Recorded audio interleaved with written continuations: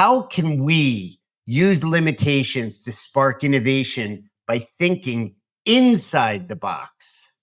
Yeah, so I think that thinking outside the box is something that people say about creative thinkers all the time or about creative ideas. They'll go, oh, that's such an outside the box idea, or that's such an outside the box thinker. And as an artist and a creative, I always push back on that and go, no, the box is a vital part of the creative process. Like the example I always give is thinking outside the box is really easy. Thinking outside the box is when your boss says, hey, we need to get this done in the next 6 weeks. And you say, what if we got it done in the next 6 months, right? That's an outside the box solution. What if Right. what if we never got it done at all and you just kept paying me? Like that it's Right. easy to go, what if we had no constraints at all? And what if we had all the budget in the world? Well, then you wouldn't need creativity.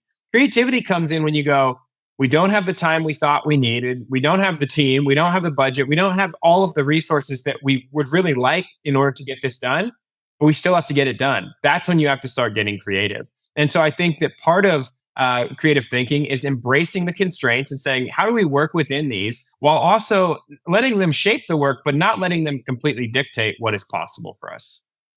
Yeah, I love that. The constraints, having lived overseas for nearly 30 years and coming back to the States and just realizing the abundance of resources we have, we're often feel unconstrained. And, it can be the other side of the coin where it actually limits you because you just keep reaching for more and more and more. But what you're saying is when you have these constraints, when you're limited with resources and time, that is almost like a pressure cooker, like when diamonds need pressure to be created, that can be the source or the context by which creativity there can be an impulse behind it, that fire started behind it.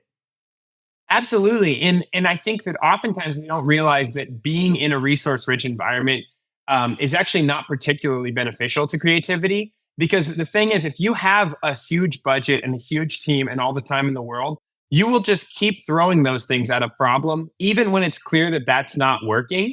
And we see this all the time in companies that have lots of resources. You see that most of the big, gigantic, like companies that have been around for a long time, they are not the ones driving innovation because they don't really know how. They just know how to keep throwing money and time and people at a problem, even when it's not working. And what happens is when all of a sudden the tide shifts, or you've got a new comer to the marketplace who doesn't have all of those things, that person has to go, how do we solve this problem without all of that stuff?